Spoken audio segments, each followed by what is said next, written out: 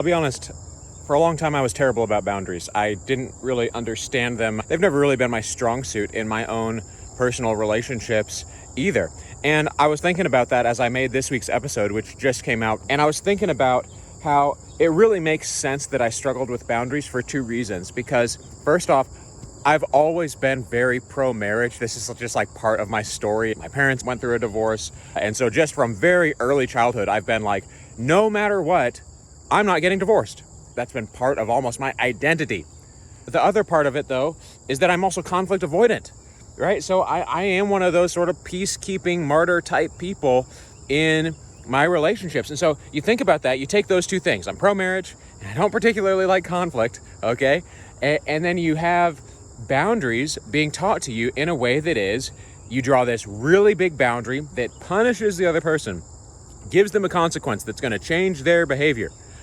And then you also do this in a way that braces you against the marriage. Both of those are antithetical to how I am as a person and how I want to operate in my marriage.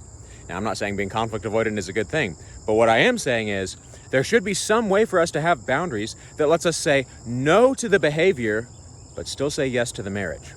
And that is, my friends, what I believe I have been able to put together. It's not like this groundbreaking rocket science type thing, but if you go and watch this week's episode on the Husband Help podcast, what you're going to find is a system for boundaries in marriage that lets you do exactly that. That is tailored to be marriage facing, that is simple, that's easy to understand. It's built off 2 words with 3 steps. I'm going to walk you through it in the episode. By the end, my hope is that you will have a system that sort of unlocks boundaries in your own life, that lets you use them in a way that you feel good about, that lets you build up the relationships that you might need these boundaries in, and yet still keep yourself safe.